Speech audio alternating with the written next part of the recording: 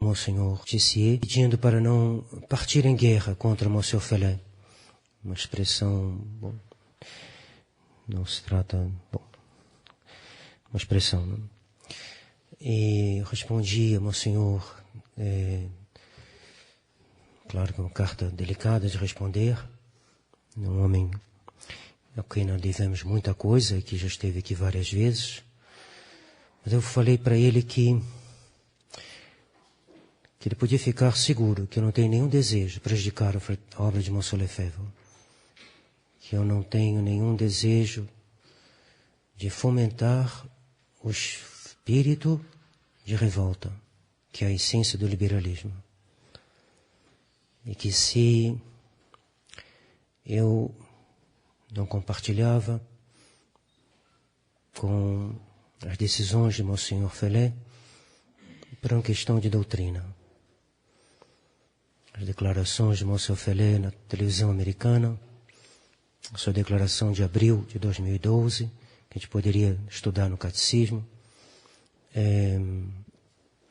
são assuntos que não falarei hoje, só para dar notícia de que estou tendo uma troca de cartas com o Monsenhor Tissier sobre esse assunto grave que nesse momento ocupa os católicos, que nem todos podem acompanhar, porque são questões de teologia, mas que penso que todo mundo está ao par, que está acontecendo alguma coisa.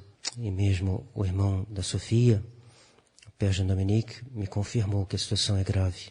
Ele a considera muito grave. Considera que tem palavras do Monsieur Fellet que são repreensíveis. Então estou nessa troca de cartas com o Monsenhor Tissier. Se alguém pensar que o mosteiro quer ser um foco de revolução, está enganado. Não é nossa intenção. Que Deus nos preserve. Queremos ser um foco de fidelidade a Monsieur Lefebvre e Dom Antônio, porque nós pensamos que eles foram os que melhor defenderam a Santa Igreja Católica e, portanto, foram dóceis à inspiração do Espírito Santo.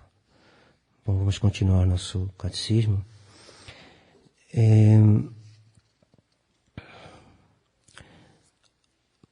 Como Deus nos comunica a graça? Deus nos comunica a graça principalmente por meio dos sacramentos. Além da graça santificante, confere nos sacramentos alguma outra graça? Uma graça além da santificante? Conferem também, que nós chamamos de graça sacramental. O que é a graça sacramental?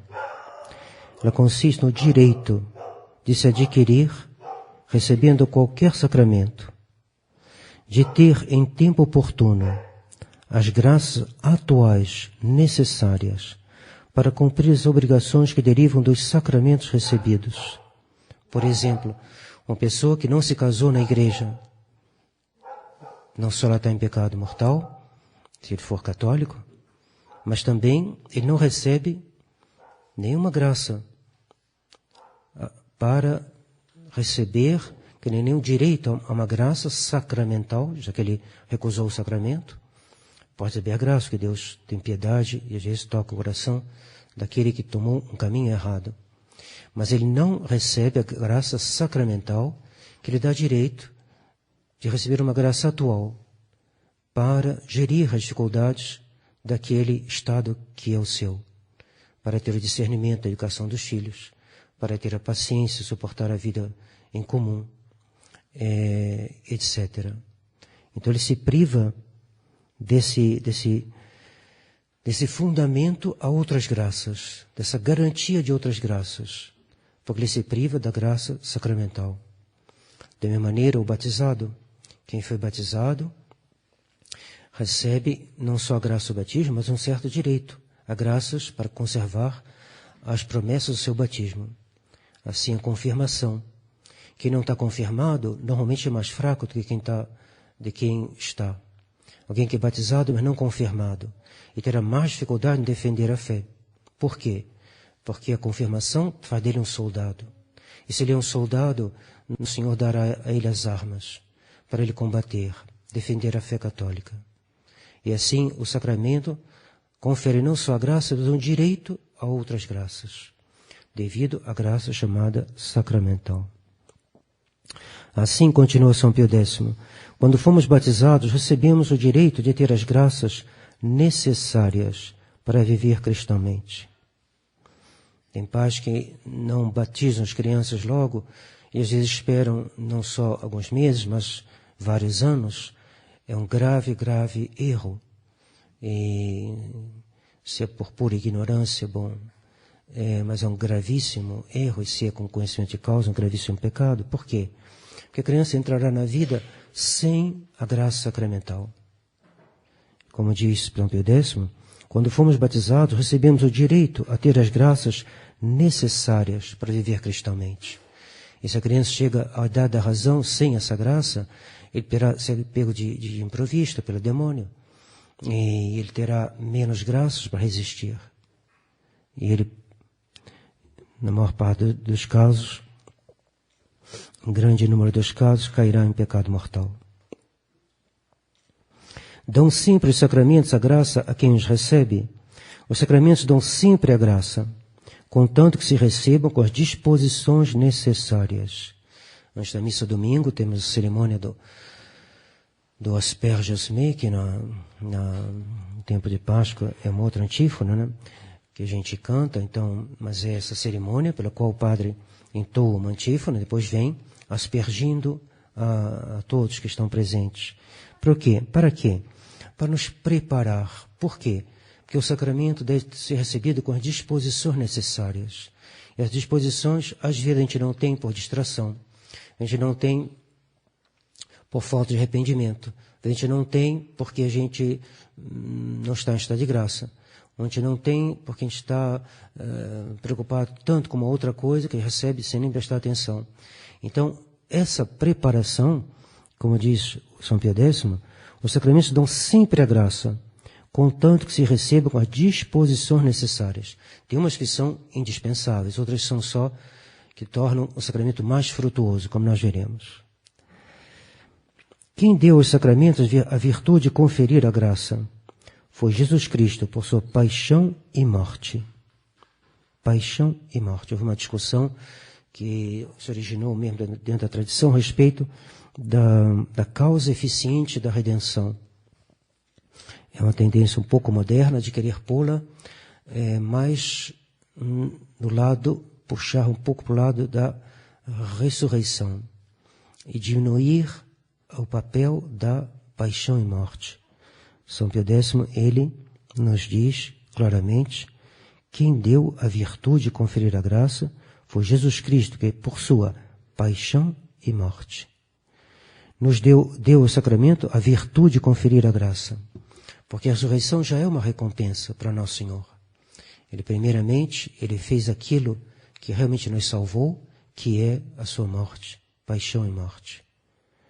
E então, para obter essa vitória sobre o pecado, é a paixão e morte. E para ter a virtude, que deu virtude aos sacramentos, é a paixão e morte. E isso que dá essa virtude, o sacramento, de conferir o que? A graça. Quais são os sacramentos que conferem a primeira graça santificante? Então, a primeira graça é aquela que vem numa alma que não tinha ordem sobrenatural, estava fora da graça. Então, quais são os sacramentos que conferem a primeira graça? Então, a graça, alguém que está fora da graça ainda. Só tem dois: batismo e confissão. Todos os outros supõem já a graça. Se a pessoa não tem a graça, mas a deseja e recebe o batismo, sendo adulto, ele recebe a graça. Se ele fez um pecado mortal grave e ele vai se confessar, ele recebe a graça. Mas se ele não tem a graça e vai procurar num outro sacramento a graça, ele está procurando pelo caminho errado. Os sacramentos que conferem a graça primeira é o batismo, e para quem já é batizado, é a confissão. Esse é o sacramento que confere a graça primeira. Lembrem da distinção. A graça primeira é aquela que dá a graça a quem não tem. A graça segunda é aquela que aumenta a graça santificante, quem está falando.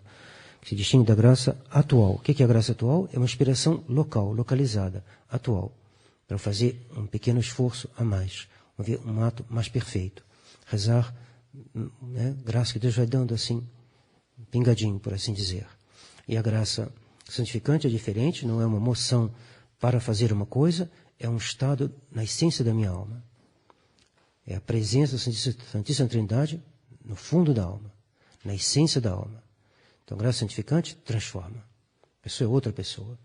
Uma criança, São Leônidas, ele tinha o filho dele quando estava dormindo, que era Orígenes. São Leônidas, que é mártir, e quando o filho estava dormindo, o filho já estava batizado, ele beijava o peito do filho, dizendo, aqui está o templo, eu beijo o templo da Santíssima Trindade. Por quê? Porque aquela criança tem a graça primeira. Os sacramentos que conferem a graça primeira, santificante, e que nos faz amigos de Deus, são dois: batismo e penitência. Como se chamam, por este motivo, esses dois sacramentos? Esses dois sacramentos, isto é, o batismo e a penitência, chamam, por esse motivo, sacramento de mortos, porque são instituídos principalmente para restituir a vida da graça às almas mortas pelo pecado. Principalmente. Que é uma pessoa que tenha o batismo de desejo, ele ainda não recebeu o sacramento, mas se ele tem realmente o batismo de desejo, ele já está em estado de graça. Mas ele não tem a graça sacramental ainda. Uma vez Monsenhor Lefebvre ia viajar, estava na África, e tinha um grupo de catecúmenos que estavam se preparando para o batismo, e não era só as crianças, então eram adultos, e um deles pergunta, meu Monsenhor, bom, suponho que não era bispo na época, então, Padre Marcel, se eu morrer e o senhor não tiver me batizado ainda, o senhor falou, você terá um batismo de desejo. Temos que respeitar o tempo, vocês continuam a se formar, né, tudo necessário um certo tempo, todas as coisas humanas, então falou, você vai se formando, eu virei e te batizarei.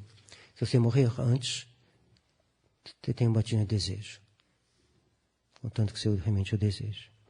Então, o batismo e a confissão também. O Senhor não é só para quem está em pecado mortal. Ele é principalmente para quem está em pecado mortal, principalmente que ele foi instituído para isso. Mas São Tomás de Aquino confessava todos os dias. São Francisco de Sales também, São Pio X, acho que também. Outros santos confessavam uma vez por semana. Estavam todos em pecado mortal? Não. Foi instituído principalmente para quem está em pecado mortal, por ser na segunda tábua de salvação. A primeira é o batismo, a segunda é a confissão. Mas é também para quem está em estado de graça. Quem está já tem o batismo de desejo, já está em estado de graça. Mas deve receber o batismo, por quê? O batismo é a porta dos sacramentos. Sem esse sacramento ele não pode nem se casar, nem ser padre, nem ser confirmado, nem receber extrema-unção, nem nada. Então, por isso são chamados de mortos. Não significa que a pessoa que está recebendo o sacramento esteja necessariamente esteja morta espiritualmente. Mas é principalmente para sanar essa situação da morte da alma. Que é a coisa mais grave que existe. Que a alma morta é pior do que tudo. Melhor perder a saúde, os seus bens, sua profissão, ser perseguido, ser decepado, do que estar em pecado mortal. Santa Branca de Castilha, Branca de Castilha não foi canonizada, mas é a mãe de São Luís, dizia, meu filho, eu te prefiro ver morto do que fazendo um pecado mortal. Então, essa é a grande preocupação das almas santas. Quais são os sacramentos que aumentam a graça a quem a possui? Os sacramentos que aumentam a graça em quem a possui são os outros 5. Ou seja, a confirmação, a Eucaristia, a extrema-unção, a ordem e matrimônio, os quais conferem a graça segunda. Embora a penitência também aumente a graça para quem já está em estado de graça. Mas, digamos, essencialmente, 2 foram feitos para os que estão mortos, foram feitos principalmente para os que estão mortos, e os 5 outros para quem está já na graça. E só para eles. Senão a pessoa, recebendo-os, faz um pecado pior e seu estado piora. Faz um sacrilégio. Como se chamam por esse motivo esses 5 sacramentos? Esses 5 sacramentos, isto é, a confirmação, a Eucaristia, a extrema-unção, a ordem e o matrimônio, chamam-se sacramento de vivos, porque aqueles que os recebem devem estar isentos de pecado mortal, quer dizer, já vivos, pela graça santificante. Que pecado comete quem recebe um sacramento de vivos sabendo que não está em estado de graça? Quem recebe um sacramento de vivos sabendo que não está em estado de graça, comete um grave sacrilégio. Se não souber, não comete sacrilégio. Mas se ele sabe, ele comete um sacrilégio. Mas se ele não está, e se ele não tem uma contrição perfeita, ele não recebe graça nenhuma. A gente pode imaginar que muitas comunhões de hoje ou são sacrílegas ou são sem efeito. Por quê? Porque hoje em dia as confissões têm diminuído, o senso do pecado tem diminuído, a instrução religiosa tem diminuído e os sacramentos são recebidos sem devida preparação. Tem muita gente que já me contou que recebeu os sacramentos de crisma, da comunhão e outros sacramentos sem nenhuma confissão. Quais são os sacramentos mais necessários para a nossa salvação?